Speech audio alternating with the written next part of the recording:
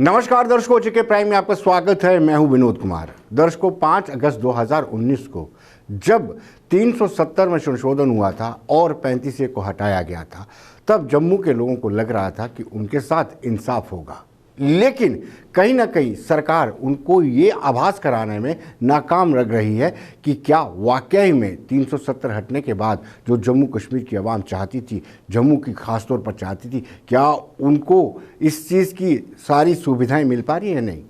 पहले डोमिसाइल को लेकर के विवाद उठता था, लंबी लंबी कतारें लगानी पड़ती थी। अब उपराज्यपाल मनोज सिन्हा ने कहा है कि 5 दिन के भीतर उस व्यक्ति को डोमिसाइल मिल जाएगा जिसके पास अपना स्टेट सब्जेक्ट है। लेकिन आज जब बिश्नाह तहसील के अंदर लोगों ने प्रोटेस्ट किया इस बात को लेकर के कि कस्टोडियन डिपार्टमेंट उनको बार बार नोटिस भेज रहा है।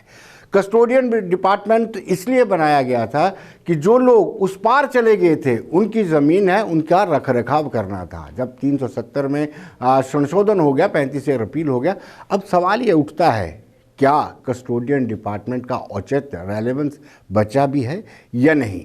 लेकिन कहीं ना कहीं आज जब प्रोटेस्ट हुआ तो लोगों ने अपनी निराशा व्यक्त की, लोगों ने अपना रोष व्यक्त किया। लोगों को लगता था कि अब शायद 370 अपील होने के बाद ये डिपार्टमेंट के लोग हमें तंग नहीं करेंगे, लेकिन इस बार भी नोटिस पर नोटिस लगातार जारी होते जा रहे हैं।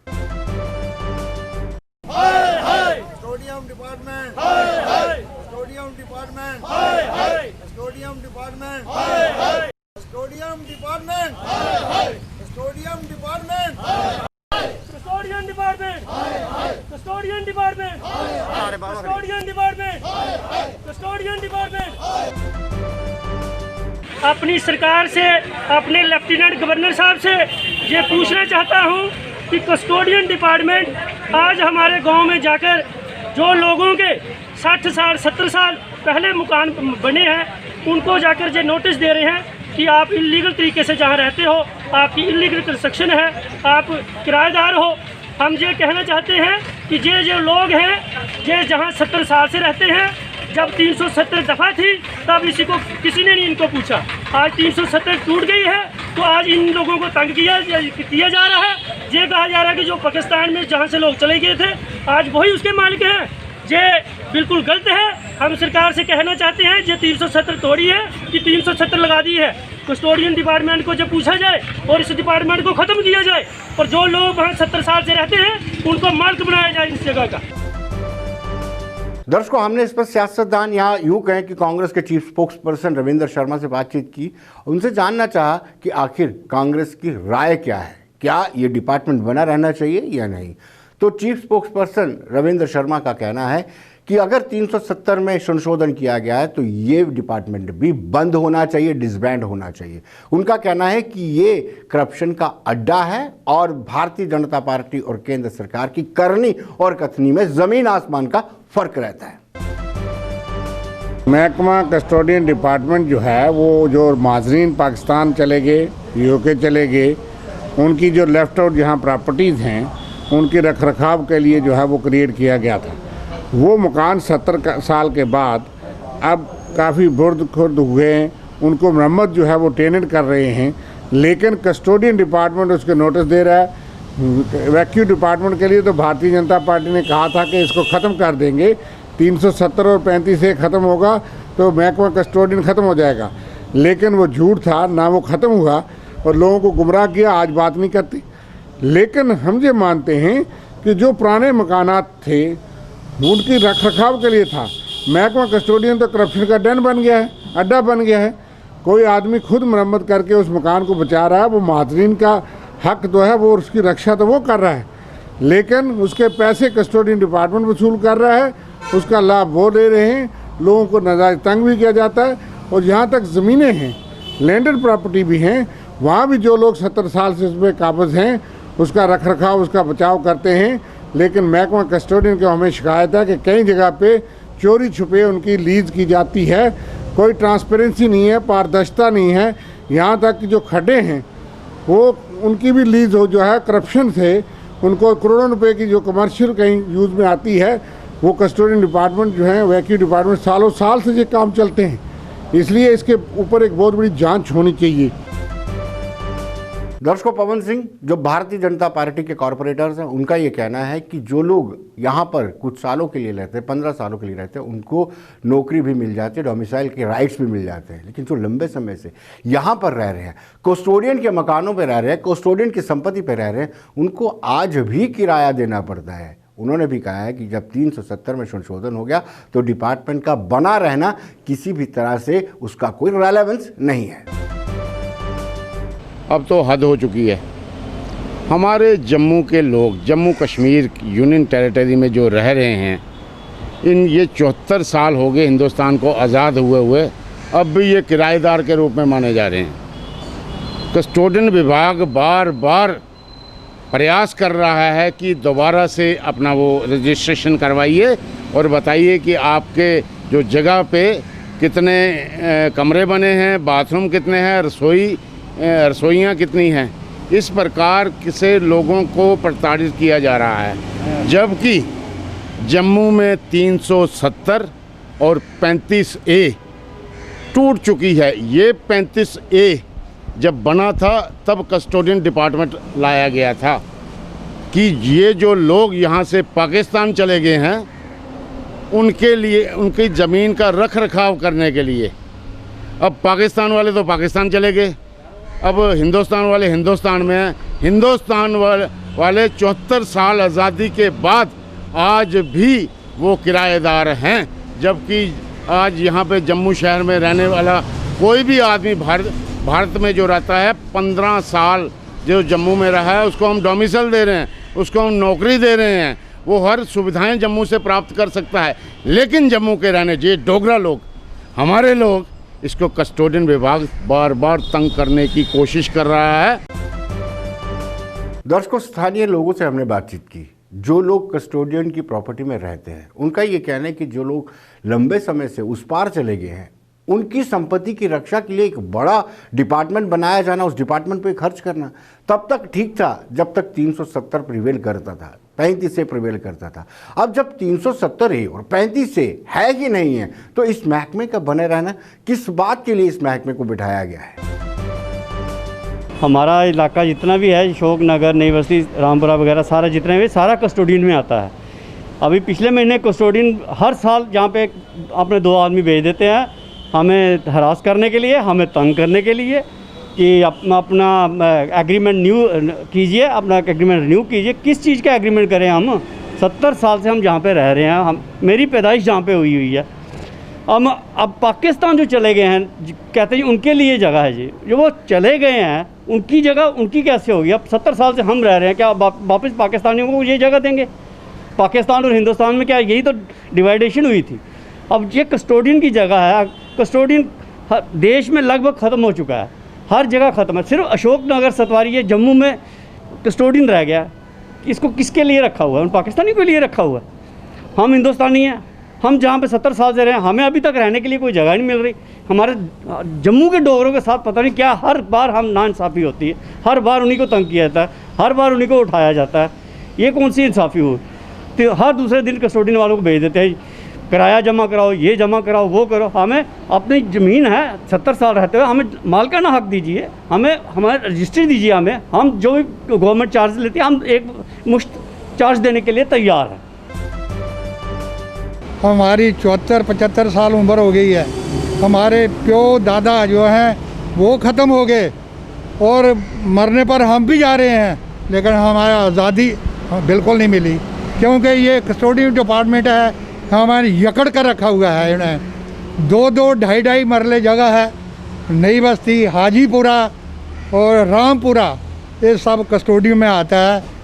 35A टूटा है और 370 टूट गया है और हमें बहुत खुशी हुई है ये टूटा है। लेकिन इसके साथ ये कस्टोडियन डिपार्टमेंट भी ये टूटना चाहिए।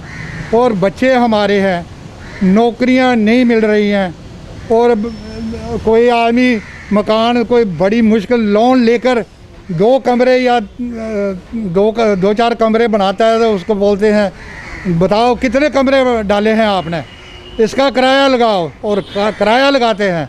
एक टाइम था 70 साल से पहले 2 रुपये 3 रुपये किराया पर मरला में साल का होता था, लेकिन आजकल ये बोल रहे हैं ये कितना किराया लगा देते हैं, पता नहीं कितना किराया लेते हैं। ये गरीब आदमी कहाँ जाएंगे।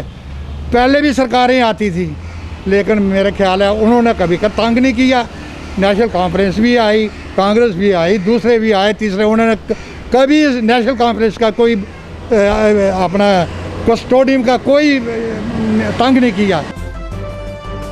दर्शकों, स्थानीय लोगों ने पुरजोर तरीके से ये डिमांड किया है कि कस्टोडियन डिपार्टमेंट को हटाया जाना चाहिए। इस वक्त उसका कोई औचित्य नहीं बचा है। उन लोगों की ज़मीन जो दूसरे पार बस चुके हैं जाकर के, उन लोगों की ज़मीन संपत्ति की रक्षा, उसका संरक्षण करने के लिए इतना बड़ा महकमा और महकमे पर इतना ज़्यादा खर्च किया जाना किसी भी तरीके से ठीक नहीं है और सरकारी खजाने को सेंध लगाई जा रही है। जब 35 है टूट सकता है, 370 है टूट सकता है। हिंदुस्तान में एक ही निशान, पूरे जम्मू कश्मीर का एक निशान, एक झंडा बन चुका है, एक विधान बन चुका है। जब यहाँ पे आरपीसी लागू हो चुकी है तो क्यों नहीं ये कस्टोडियन डिपार्टमेंट को, जैसे बाकी स्टेटों में, दिल्ली में कस्टोडियन लैंड है, हिमाचल में कस्टोडियन लैंड है, हिंदुस्तान का कोई ऐसा कोना मेरे को बताएं जहाँ पे कस्टोडियन लैंड नहीं है और जहाँ पे मालिकाना हक लोगों को नहीं दिए जा चुके हैं। हर जगह दिए जा चुके हैं। सिर्फ मरता कौन है? जम्मू का आदमी। अच्छा, जम्मू में 40% लोग जो हैं कस्टोडियन लैंड के ऊपर अपना कारोबार बैठा है, उनका परिवार बैठा है। कहाँ जाएंगे ये लोग? अगर इसको रेगुलराइज भी किसी ने करना है, जो कंसर्न अथॉरिटीज़ हैं, जो जेडीए लैंड है उसको जेडीए देखे, जो कंसर्न म्यूनसिपल लिमिट्स में आता है उसको म्यूनसिपलिटी देखे, उसको रेगुलराइज करे। जो भी उसके जो नॉमिनल से चार्जेज हैं लोगों से लिए जाएँ और रेगुलराइज के उनको मालिकाना हक दिए जाए ताकि लोग आके कारोबार कर सकें, कुछ अपना मकान 2 कमरे का छत बना सके। आज आप यहाँ पे जो हमारे घनी आबादी है नई बस्ती में, हाजीपुरा में, रामपुरा में, आप वहाँ पे जाके देखेंगे, आप परेशान हो जाएंगे कि 10 बंदों का परिवार 2 कमरों में रह रहा है। और आज के हालात में, आज की ज़िंदगी में जहाँ पे कहा जाता है सबका साथ सबका विकास, आज ये हालात है जम्मू में हमारे। तो मैं बस आपके माध्यम से फिर से यही कहना चाहूँगा कि कृपया इस पर गौर किया जाए और कस्टोडियन डिपार्टमेंट को ये हिदायत दी जाए कि लोगों को खामखा तंग करना बंद कर दिया जाए। दर्शकों, पिछले 54 दिनों से नगरोटा में आंदोलन चल रहा था। नगरोटा में आंदोलन इस बात को लेकर के चल रहा था कि वहाँ पर नींव पत्थर लगा था। नींव पत्थर इसलिए लगाया गया था क्योंकि वहाँ पर डिग्री कॉलेज स्थापित किया जाना था, लेकिन ना जाने किन्हीं वजहों के कारण उसको बदलने का प्रयास किया गया कि वहाँ से डिग्री कॉलेज को शिफ्ट करके किसी दूसरी जगह पर बनाया जाएगा। वहाँ पर संघर्ष समिति बनी और संघर्ष समिति पिछले 54 दिनों से लगातार संघर्ष कर रही थी कि इस जहाँ पर फाउंडेशन स्टोन लगा है यहाँ से कॉलेज को बाहर नहीं बनाने दिया जाएगा। लेकिन आज बड़ी राहत की दिन है। 54 दिनों से चला आ रहा आंदोलन आज एक ही स्ट्रोक में संपन्न हो गया, खत्म हो गया, समाप्त हो गया, क्योंकि उन्होंने उपराज्यपाल मनोज सिन्हा से मुलाकात की और मनोज सिन्हा ने जिस तरीके से उनको आश्वासन दिया, उनको आश्वस्त किया और उसके बाद से उन्होंने ये फैसला लिया कि वो अब आंदोलन नहीं करेंगे और धरना स्थल पर बैठे लोगों को भी उठा दिया, क्योंकि मनोज सिन्हा ने उनको पूरा वादा किया उनके साथ कि वहाँ पर ही बनेगा कॉलेज जहाँ पर फाउंडेशन स्टोन रखा गया है। डिग्री कॉलेज की लड़ाई ही ये असें कोई करीब 54 दिन लड़ी। अज असी गवर्नर साहब टाइम मिले, अस गवर्नर साहब को गए, अं बड़ी खुशी हुई जिल्लै उन्हें टाइम दिता मिले। उन्हें यही आख्या कि कॉलेज उत्थे बनू। जिन्नी हाई कमांड अफसर है उन्हें सारे सनाया उन्हें कि कॉलेज की जी नींह पत्थर रखा उस कॉलेज उत्थे बनू। और खास तौर नगरोटे की कमेटी जी बनी थी, अस सारे का शुक्रिया अदा करने जिन्हें अपना टाइम कड्ढियै साड़ी मदद की, सारे रलिए लड़ाई लड़ी, अज अस लड़ाई कामयाब हुई हैं। दर्शकों, लोगों का कहना है कि जब एक जगह पर फाउंडेशन स्टोन रखा गया है तब कंसेंसस बना था, सर्वसम्मति से यह फैसला लिया गया था इस जगह पे डिग्री कॉलेज होना चाहिए जो सारी पंचायतों को साथ में जोड़ता हो। उसके बाद लोग अपने निजी स्वार्थ के लिए अगर उसको उठाने का प्रयास करते हैं तो वो कतई बर्दाश्त नहीं किया जाएगा। आपको ये भी बता दें कि विश्व हिंदू परिषद का समर्थन भी उनको था, बाकी दीगर जमातें भी उनके साथ खड़ी थी और उनके जो आंदोलन है उनको भरपूर समर्थन निरंतर मिलता जा रहा था, लेकिन आज वो संतुष्ट हैं। 54 दिन तक वो धरना प्रदर्शन करते रहे, उसमें माता बहनें भी बैठी, जेंट्स भी बैठे और बच्चे भी बैठे, 54 दिन पूरा। तो आज हमें लेफ्टिनेंट गवर्नर साहब से टाइम लिया था, इन्होंने हमें टाइम दिया और बड़े अच्छे तरीके से हमें बात की और हमें पूरा यकीन दिलाया कि ये काम आपका कॉलेज उधर ही बनेगा। डिप्टी कमिश्नर से बात की, धीरज गुप्ता जी से उन्होंने बात की, मैं इनका अपनी तरफ से और संघर्ष समिति की तरफ से, नगरोटा वासियों की तरफ से, जितनी हमारी पंचायतें हैं, नगरोटा, जगटी, कटल बटाल, टोक बजीना, नदौर, पांजगराई, मैं इनकी सबकी तरफ से लेफ्टिनेंट गवर्नर साहब का धन्यवाद करता हूँ और इनका आभारी हूँ।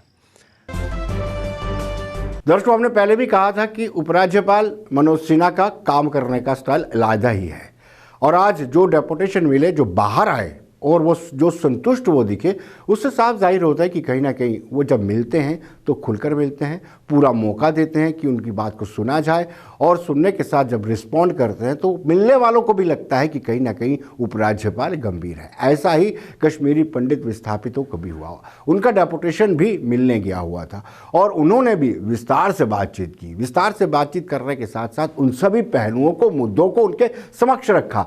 सबसे बड़ी बात ये कि पीएम पैकेज को लेकर के जो नौकरियां दी जानी थी वो पूरी तरह से नहीं दी गई हैं और पीएम पैकेज को कंप्लीट किया जाना चाहिए। फिर अगर कश्मीरी पंडितों की वापसी करनी है, कश्मीरी पंडित विस्थापितों की वापसी करनी है, तो किस तरीके से, किस कार्य योजना के साथ की जाए, उस पर भी चर्चा की गई। और दूसरे दीगर जो उनके सब्जेक्ट हैं, जैसे उनके मंदिरों पर कब्जा किया गया है, कश्मीरी पंडित विस्थापितों के मंदिरों पर, जो हिंदू मंदिर हैं वहाँ पर उनको कब्जा किया गया, उन कब्जाओं को कैसे छुड़ाया जा रहा है, इन सब पर विस्तार से चर्चा की गई और अच्छा रिस्पांस जो है उपराज्यपाल की तरफ से उनको मिला। हमारी मुलाकात बहुत अच्छी रही। 10-12 मिनट का उन्होंने हमें समय दिया जिसमें हमने अपनी सारी जो इश्यूज़ हैं उनको टेकअप किया और बहुत रिसेप्टिव था उनका रुझान। और उन्होंने ये कहा, दिलासा दिया कि हम जो भी इम्पोर्टेंट इश्यूज़ हैं हम उनको एकदम टेकअप करेंगे और उनका समाधान निकालेंगे और थोड़े थोड़े करके इश्यूज़ लेंगे ताकि हम रिज़ल्ट ओरिएंटेड अपना जो है वो कोर्स अडॉप्ट कर सकें। तो कुछ इश्यूज़ उन्होंने हमसे जो मांगे थे, हमने उनमें प्रोमिनेंट इश्यूज़ जो हमारे हैं इस टाइम के बर्निंग इश्यूज़ वो हमने टेकअप किए और जिनमें कि सबसे पहले हमने पीएम पैकेज की जो एम्प्लॉयमेंट है उस इशू को टेकअप किया और उसके साथ हमने पीएम पैकेज के जो हमारे एम्प्लॉइज़ कश्मीर में रह रहे हैं जिनकी अकोमोडेशन की समस्या है, 10 साल से वो इनह्यूमन और सब ह्यूमन कंडीशंस में रह रहे हैं, तो उनके जो क्वार्टर्स बनने थे उसके बारे में बात की। तो इन्होंने आश्वासन दिया कि हम जल्दी से जल्दी उनको टेकअप करेंगे और कोशिश करेंगे कि इसी वर्ष में या कुछ 5-7-10 महीने में उसको हम रिजॉल्व कर दें। तो अब हम बात करेंगे अखिल भारतीय राष्ट्रीय राजपूत करणी सेना की। उनका प्रतिनिधि मंडल भी उपराज्यपाल मनोज सिन्हा से मिला। उन्होंने अपनी डिमांड ये रखी है कि 23 सितंबर को जब महाराजा हरि सिंह, जिन्होंने जम्मू कश्मीर का विलय हिंदुस्तान के साथ किया था, उनका जिस दिन जन्मदिन आता है उस दिन सरकारी अवकाश घोषित किया जाना चाहिए।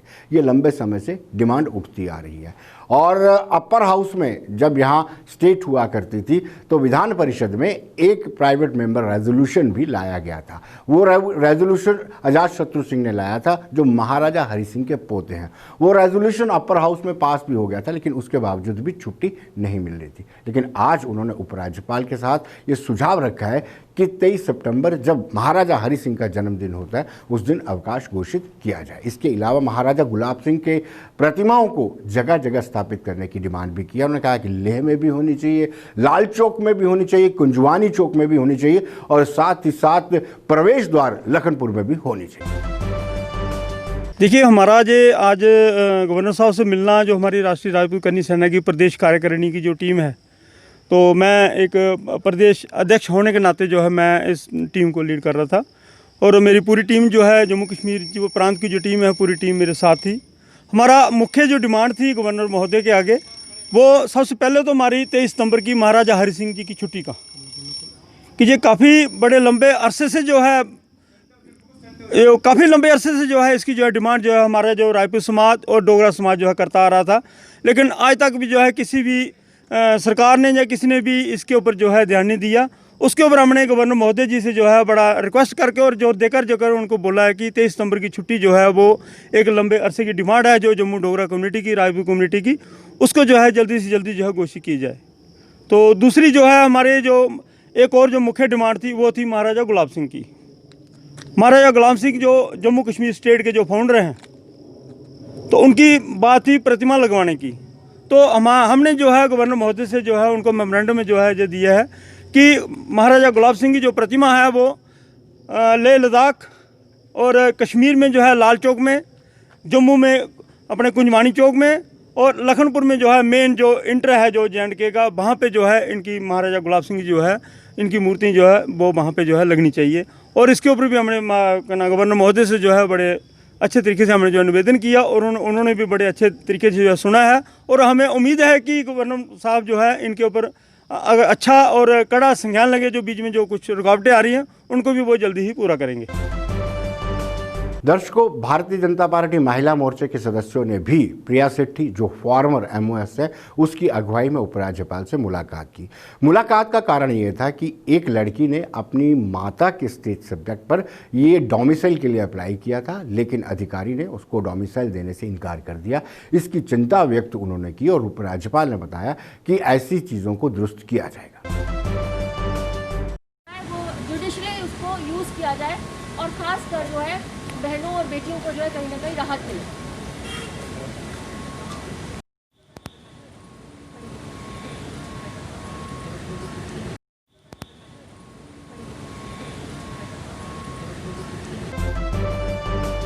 LG साहब से हमने ये रिक्वेस्ट की है कि जो डोमिसाइल के इश्यूज के अंदर जो बेटियों को किस तरह से किया जा रहा है कि एक बेटी अप्लाई करती है अपना मदर का PRC लगाकर, तो उसको ये ऑफिसर ये डिनाई कर देता है उसका डोमिसाइल इशू करने के लिए, क्योंकि उसको फादर का डोमिसाइल वो लगाना, PRC लगाना है।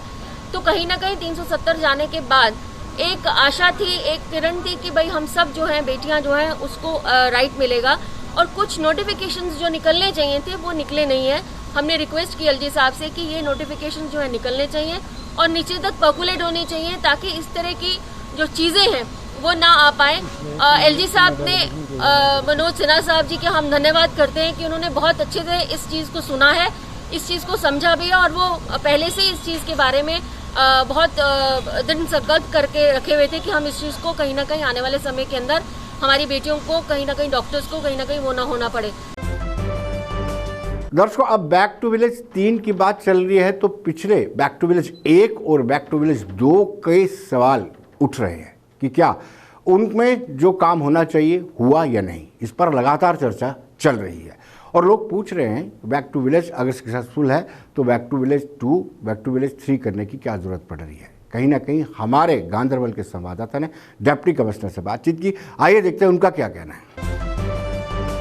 जहाँ तक बैक टू विलेज के हवाले से आप बात करना चाहते हैं तो उसमें मैं बताऊं कि जो हमारा बैक टू विलेज 1 जो हुआ था उसमें हमारे जो डिस्ट्रिक्ट गांधरबल की 124 पंचायत हल्का 126 की 126 पंचायत हल्का में हमने एक काम उठाया और कुल मिला के ये 137 काम हमने टेकअप किए, जिनमें से हमने अभी तक 70 काम कंप्लीट कर दिए और बाकी जो 57 काम है उन पर शदुमत से काम जारी है और इंशाल्लाह इस महीने के आखिर तक वो हमारे सारे काम कंप्लीट हो जाएंगे।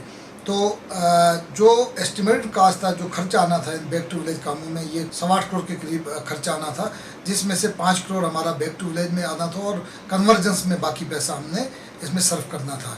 इसमें कुछ हमारा जो अभी 2 करोड़ और 66 लाख के करीब हमारा खर्चा हो चुका है और अभी 2 करोड़ और 44 लाख जो अभी पेंडिंग है वो पेमेंट्स हमने करनी है और इंशाल्लाह इस महीने में जैसे मैंने बताया काम कंप्लीट हो जाएंगे, वो पेमेंट्स भी हो जाएंगी। इसके अलावा जो B2 V2 back to village 2 जो था उसमें भी हमने काम आइडेंटिफाई करके रखे और इंशाल्लाह जो हर एक पंचायत में से जो होगा एक काम उसमें भी टेकअप किया जाएगा। अभी गवर्नमेंट से हमें और 10-10 लाख रुपए जो है पर पंचायत हल्का मिला है, तो हम उसमें ऑथराइजेशन करेंगे और जल्द से जल्द हम काम शुरू करके उनको कंप्लीट करवाएंगे ताकि वो B2 V3 जो हमारा 3rd फेज जो बैक टू विलेज का है जो 2 अक्टूबर से हमारा स्टार्ट होने वाला है, तब तक वो कंप्लीट हो जाना चाहिए। और उसके अलावा जो अभी आपने कहा कि